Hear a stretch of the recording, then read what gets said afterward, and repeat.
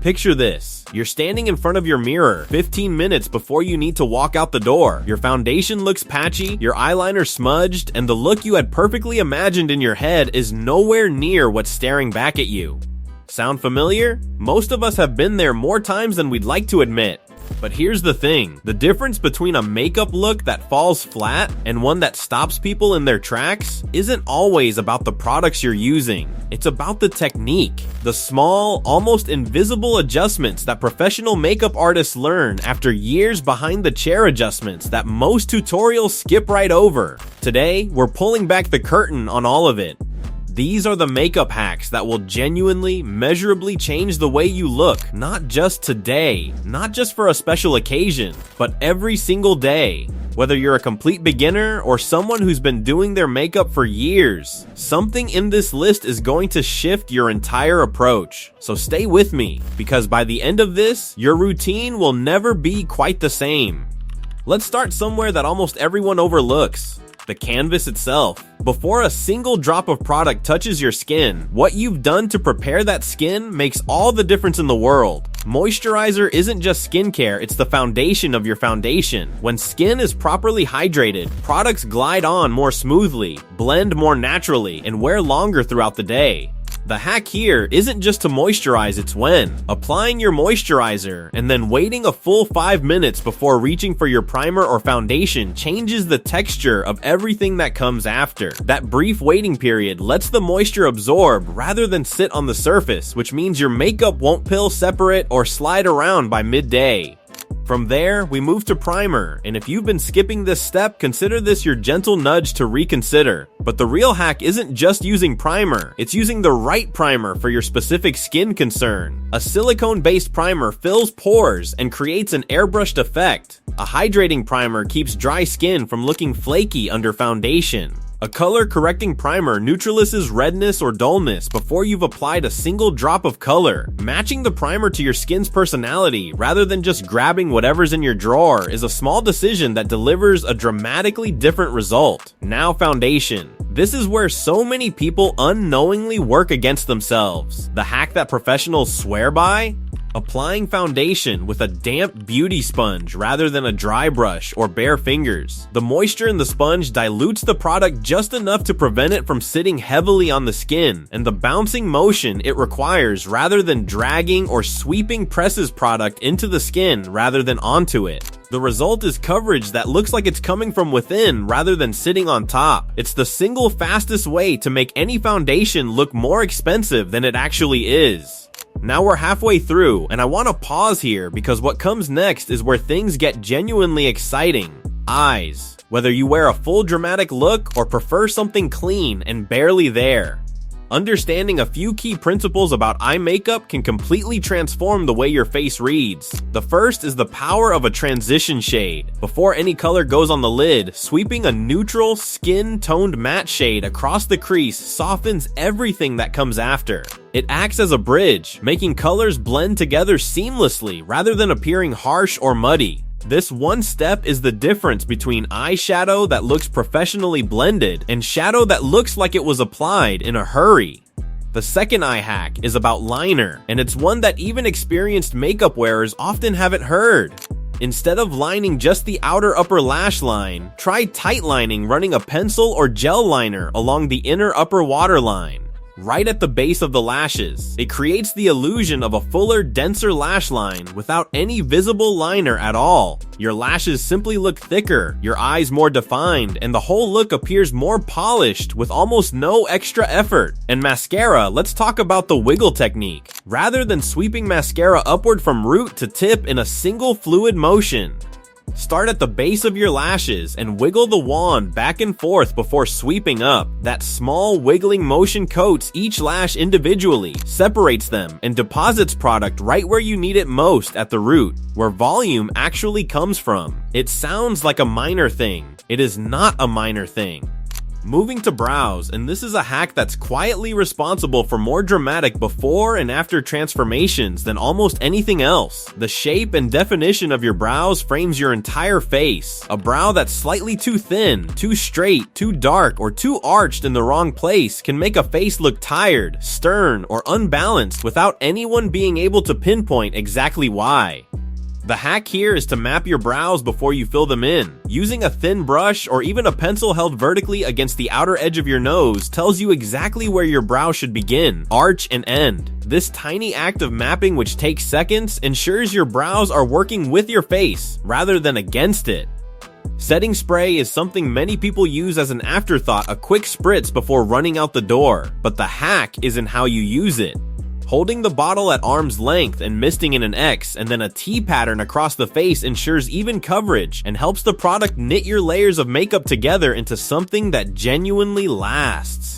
For an even more powerful result, lightly pressing a clean beauty sponge into the face after misting presses the setting spray into every layer, bonding everything together. And the final hack, perhaps the most underestimated of all, is the art of the color corrector. For dark circles, peach and orange tones neutralize the blue and purple undertones before concealer goes on top. For redness, a green corrector beneath foundation or concealer eliminates the need to pile on coverage. The logic is rooted in color theory, and once you see it work, it feels almost like magic. You're not covering the problem, you're canceling it out entirely. Here's what all of these hacks share. They're not about doing more, they're about doing smarter. They're about understanding why certain techniques work so that you can adapt them to your own features, your own skin, your own preferences. Because makeup was never meant to be a mask. At its best, it's a tool one that, when you know how to use it well, lets you show up every day looking and feeling exactly like yourself, only more intentional. The most beautiful looks aren't the most complicated ones. They're the ones built on a foundation of knowledge, technique, and a little bit of creative confidence. And now that you have that, there's genuinely no limit to what you can create. What makes these makeup hacks so powerful isn't that they're secret tricks known only by professionals. It's that they reveal something many people spend years overlooking. Makeup is rarely about buying more products. It's about understanding how each step works together to create a final result that looks effortless, polished, and natural. When you step back and look at everything we've covered, a clear pattern starts to emerge. Every single technique is focused on helping your makeup work with your features instead of fighting against them. Think about where we started. Before foundation, before concealer, before any color touched the face, we talked about skin preparation. That alone changes the entire game. Healthy, hydrated skin creates the perfect environment for every product that follows. When moisturizer has time to absorb properly, makeup sits better, lasts longer, and feels more comfortable throughout the day. It's a reminder that some of the most dramatic improvements don't happen when you add another product to your routine. They happen when you give your existing products a better surface to work on. Then we moved into primer and discovered that customization matters. Not every face has the same needs, which means not every primer should be expected to do the same job. Whether your goal is minimizing pores, increasing hydration, controlling oil, or correcting discoloration, choosing products with intention immediately elevates the quality of the finished look. It's a simple shift in thinking, but it's one that separates random application from a truly strategic routine. The same principle carried into foundation. Instead of seeing foundation as something that must completely cover the skin, we explored the idea of strategic coverage. This approach changes the way makeup looks in real life because it allows natural skin to remain visible.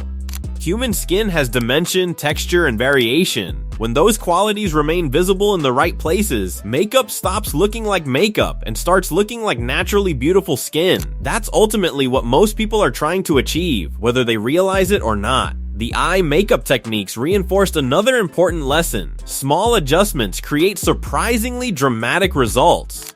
A transition shade takes only seconds to apply, yet it completely changes how shadows blend together. Tightlining is nearly invisible, yet it can make lashes appear thicker and eyes appear more defined. The mascara wiggle technique requires no additional products at all, yet it can transform sparse-looking lashes into lashes that appear fuller, longer, and more separated.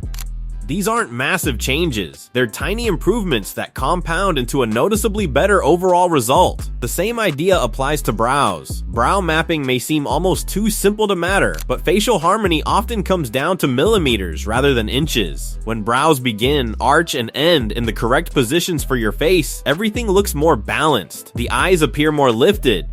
Expressions appear more natural. The entire face gains structure without anyone necessarily realizing why. It's proof that precision often matters more than intensity. When we discussed contour and highlight, we stripped away years of confusion and returned to a much simpler truth. Shadows recede.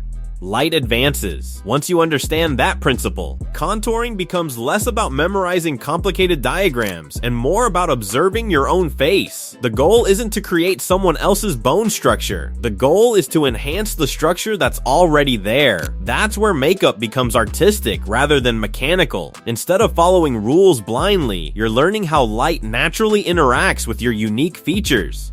Setting spray taught a similar lesson. Many people think of it as the final step, but in reality, it's part of the overall architecture of the makeup look. Used correctly, it doesn't simply lock products in place, it helps blend every layer together so that foundation, concealer, powder, blush, contour, and highlight appear unified rather than separate.